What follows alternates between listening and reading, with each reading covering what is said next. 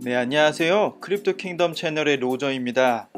제가 오늘 리뷰해드리고자 하는 ICO는요, Distributed Credit Chain이라는 포스트 ICO입니다.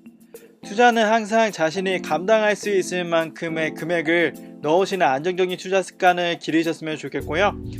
먼저 이 Distributed Credit Chain은 5월달에 ICO를 열었고 모금 금액은 4,900만 달러였습니다. 이 정도의 금액을 모으는 ICO가 흔하지는 않습니다. 최근에 탈중앙화된 어플리케이션, 즉 뎁이 성공하기 위해서는 중앙화 어플리케이션을 쓰고 있는 인프라를 뎁으로 넘겨와야 된다. 그리고 그 안에서 사람들에게 인센티브를 주어서 자신들의 뎁을 쓰게 할 것인가가 관건이라고 이더리움의 창업자 비탈릭도 말했었고, 또 도지코인의 창업자 분께서도 말했었던 기억이 납니다. Distributed Credit Chain은, 즉 분산형 신용 체인은 현재 메인넷을 200일 동안 운영을 하고 있고요. 특히 CEO 분께서 옥스포드 대학교 출신인데 들어보니까 30K라는 즉 바이낸스 랩의 지원을 받고 있는 프로젝트가 있어요. 이제 그곳의 사장님과 친분이 있으시다 하더라고요. 그처럼 어마무시한 네트워킹을 자랑하고 있습니다. 네트워킹은 인프라를 구축하는 것과 관련이 있는 것이기 때문에 오늘 한번 자료를 쭉 한번 훑어보면서 분산형 신용체인의 개발자들이 어떻게 유저들에게 인센티브를 주고 자신의 플랫폼으로 이전해 올 수 있도록 어떤 노력을 하는 것인지 하나하나 살펴보도록 하겠습니다. 먼저 DCC는 세계 최초의 분산형 은행 퍼블릭 체인입니다. 대출을 받아보신 분들은 아시겠지만 자신의 신용을 검증하기 위해서 소중한 개인정보들을 팔아봤던 경험들이 많이 있으실 겁니다. 그러한 데이터의 소유권을 주인에게 돌려준다고 하는데요. 이것이 왜 필요한지 실질적으로 우리가 해결해 나갈 문제가 어떤 것이 있는지 보도록 하겠습니다. 첫 번째는 신용대출 회사의 문제점이 전혀 이제와 관계없는 비용을 지불할 수 있는 호갱이라 그러죠. 호갱을 찾는 것인데 이럴 경우 대출자는 돈을 더 쓰게 됩니다. 만약에 데이터화가 투명하게 된다면 이런 걱정할 필요 없이 어떤 돈이 오가고 있는지를 다 알 수 있기 때문에 이런 문제를 해결할 수가 있겠고요. 데이터를 검증하는 과정 안에서 신용기관들이 써야 될 시간이나 노력 같은 이런 것 때문에 골머리가 아프다고 합니다. 이것은 블록체인 특유의 기술로 데이터 솔루션을 제공할 수가 있겠고요. 마지막으로 하나는 중앙 집중화된 신용 모델은 금융회사뿐만 아니라 대출자들까지 압박한다고 합니다. 왜냐하면 자신들의 수익을 극대화시키기 때문에 이러한 부조리를 막을 수 있다고 하는데요. 이게 다 돈과 관련이 있는 문제들이죠. 그렇다면 데이터를 직접 사람들에게 돌려주겠다는 Distributed Credit Chain이 현존하고 있는 문제점은 어떻게 해결할 것인지 해결점이 궁금하지 않을 수가 없습니다. DCC는 세 가지 집단의 솔루션을 제공한다고 볼 수가 있는데요. 채권자, 채무자, 신용기관이 바로 그 집단 세 가지입니다. 먼저 채권자의 시각에서 보면요. 대출이 일어날 때 두 참여자 가운데서 쓰였던 데이터가 다른 채권자들 또한 공유가 될 수 있다고 만든다고 합니다. 이렇게 한다면 장기적인 대출과 반복적인 대출을 예방하는 데 아주 효과가 있겠습니다. 다음은 채무자의 시각입니다. 신용평가 데이터가 아주 탈중앙적인데요. 개인에게 데이터에 대한 소유권이 있기 때문에 저장과 공개가 개인에 의해서 결정이 지어지게 됩니다. 그래서 더 이상 채무자들이 데이터를 독점할 수가 없습니다. 다음으로 넘어갈게요. 신용기관 입장에서는요, 분산 신용 체인에 참가하는 것이 더 많은 사용자와 데이터를 얻는데 도움이 된다고 합니다. 데이터 스탠다드가 설립이 되고요. 더 높은 가치 있는 데이터로 자리매김할 수 있습니다. 이렇게 데이터를 구성해 놓으면요. 소비대출이나 대출 등록 서비스, 블록체인 신용카드, ABS 자산 분배, 토큰 대출 서비스, 저당 채권 등록, 소비 할부 같은 7개 정도의 그런 서비스를 블록체인 위에서 제공을 할 수가 있게 되는 것입니다.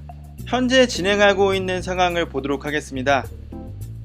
토큰 유틸리티는 프로젝트의 인센티브 성공 여부와 직접적인 관련이 있기 때문에 먼저 간략하게 한번 쓱 보고 지나가도록 하겠습니다.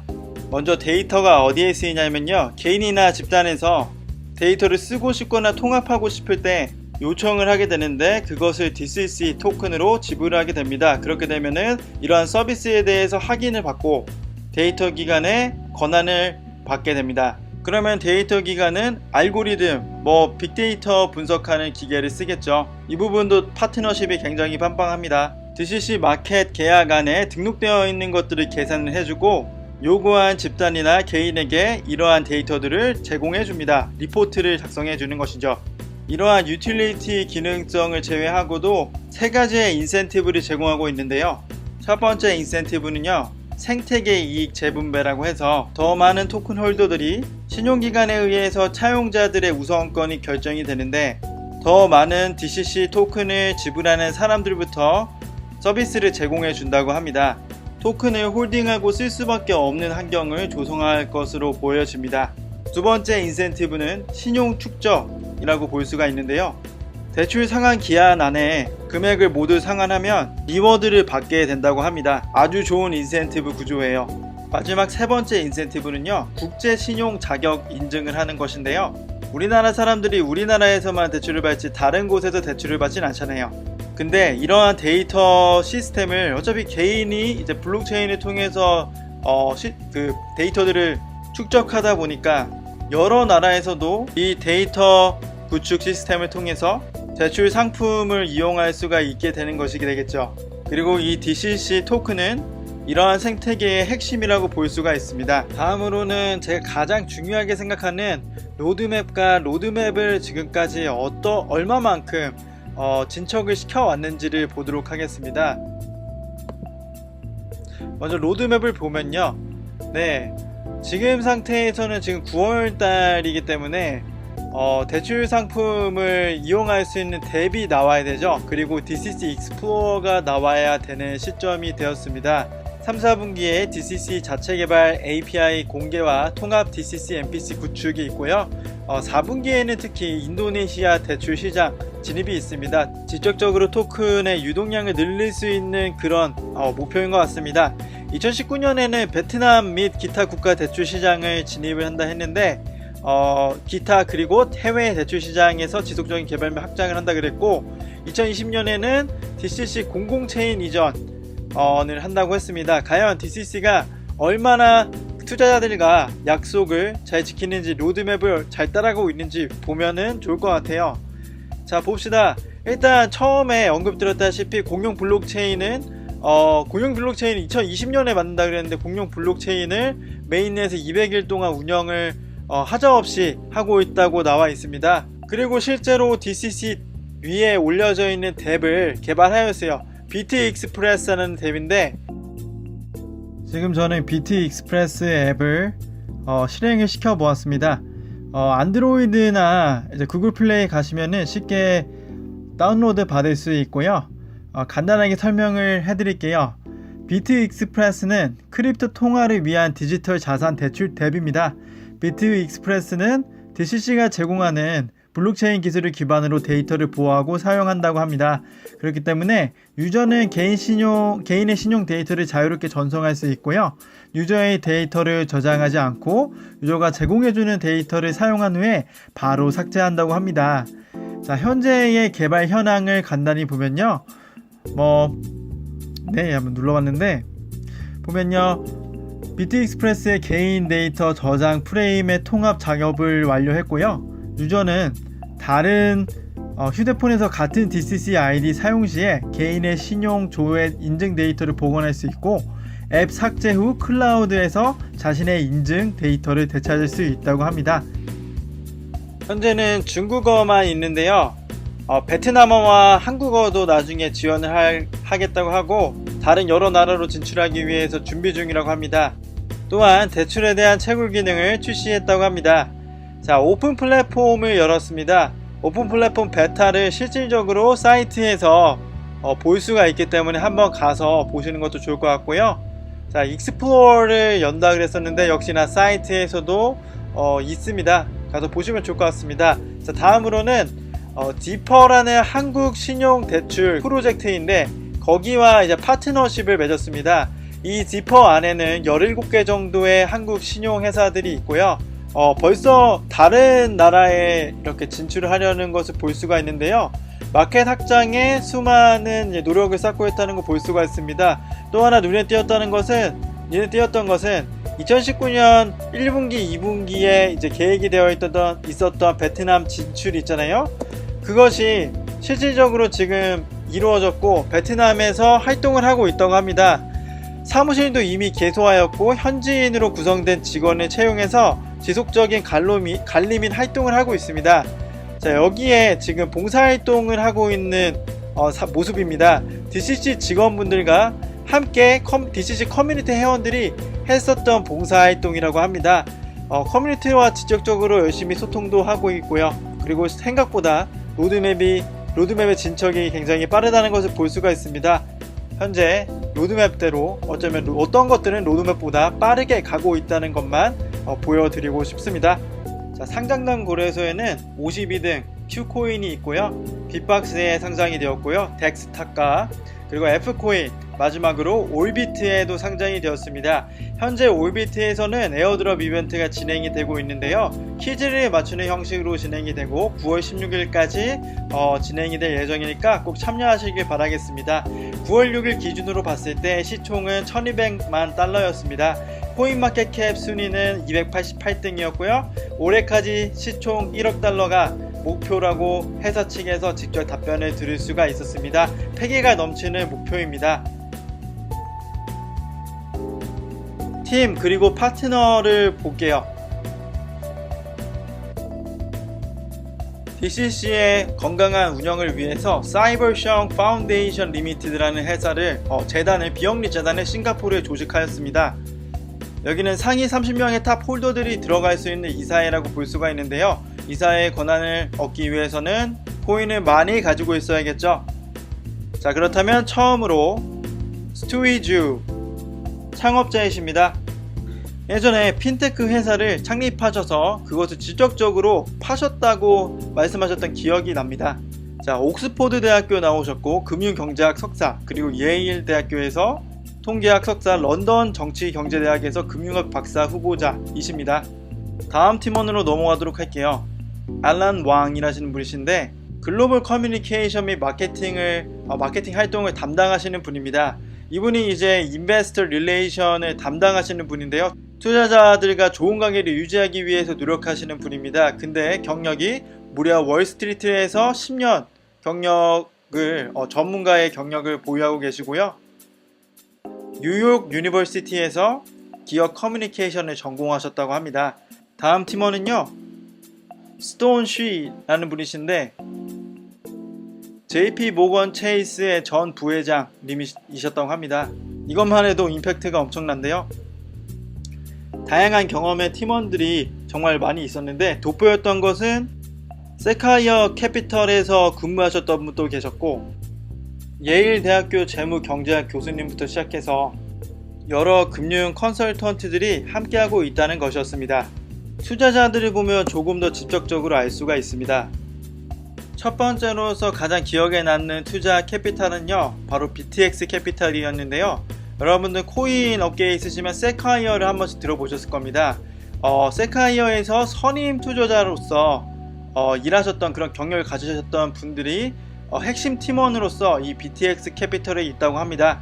그리고 왼쪽 아래에 보시면 휴 센이라는 분이 계시는데 이분은 구글의 전 직원이시고 2014년도 때에 포브스 차이니가 선정했던 30세 이하 30대 인물로 선정이 되었다고 하는데요. 2016년도 역시 클라우드 덱을 설립하여서 아시아 2016년 30세 이하 30대 인물로 또 선정이 되었다고 합니다.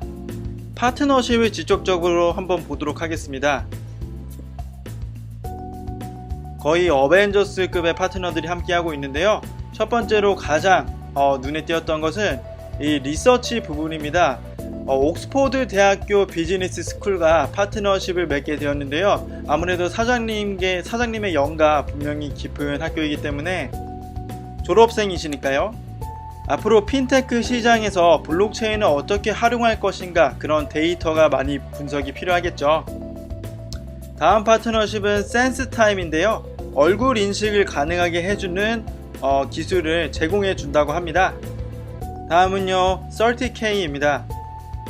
바이낸스 랩의 지원을 받고 있는 만큼 굉장히 잘 알려져 있는 프로젝트죠. 참고로 말씀드리자면 오피셜 채팅방에 물어봤었는데 DCC와 30K는 정말 친구라고 해도 무방할 만큼 프로젝트 전부터 DCC의 시큐리티, 보안을 열심히 보안에 대한 조언을 많이 받았었다고 하고요.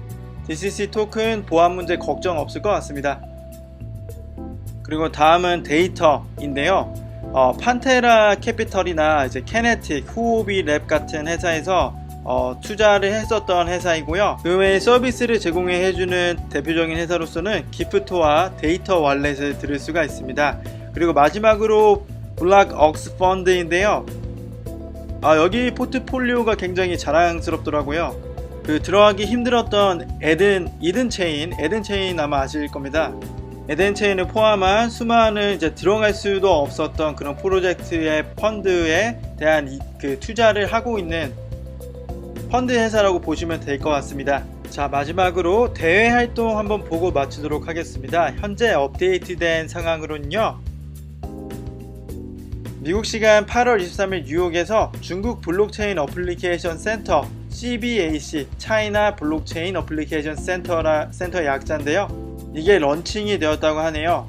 어디에서 열렸냐면 바로 월스트리트에서 열렸습니다. CBAC는 콜롬비아 대학교 교수님께서 창립을 하셨고요. 스튜이 주 대표님께서는 DCC 대표직과 함께 CBAC의 상무이사직을 겸직하고 계십니다. 이 CBAC에서 또 다른 상무이사직으로 누가 있냐면 후오비의 CEO인 크리스가 있다고 합니다. 이날에 갤럭시 디지털에서도 왔고요. 비트렉스 프로젝트 디렉터인 KD 해리스 및 제네시스의 CEO인 마이클 모로도 함께 참석한 것으로 보입니다. 대략 3천만 달러를 모금하였던 뉴스체인의 창립자분도 함께 하셨고요. 앞으로 중국과 미국의 블록체인 산업의 확장을 위해서 CBAC를 뉴욕에 설립 후에 블록체인 산업의 종사자들과의 인프라 형성과 활발한 교류가 있을 예정이라고 합니다. 8월 24일에는 직접 주최했던 베트남 분산식 신용생태 어플리케이션 미디어 컨퍼런스를 열었다고 하는데요.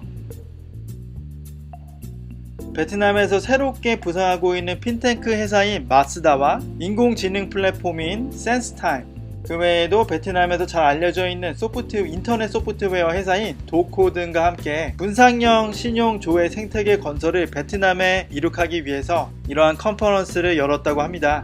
이거는 투자자들에게 직접적으로 정말로 관련이 있을 만한 소식인 것 같습니다. 인센티브를 어떻게 시키느냐, 그리고 그 네트워크를 어떻게 찾느냐, 현재 블록체인이 도전하고 있는 과제를 직시하고 미션을 수행하는 그 문맥과 아주 일맥상통하다고 볼 수가 있습니다.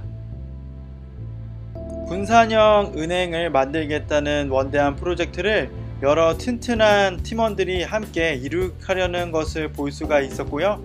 앞으로의 발전이 긍정적으로 보입니다. 이상 여기까지 로저의 Distributed Credit Chain 리뷰를 마치도록 하겠습니다. 오늘 하루도 좋은 하루 보내시길 바라겠습니다.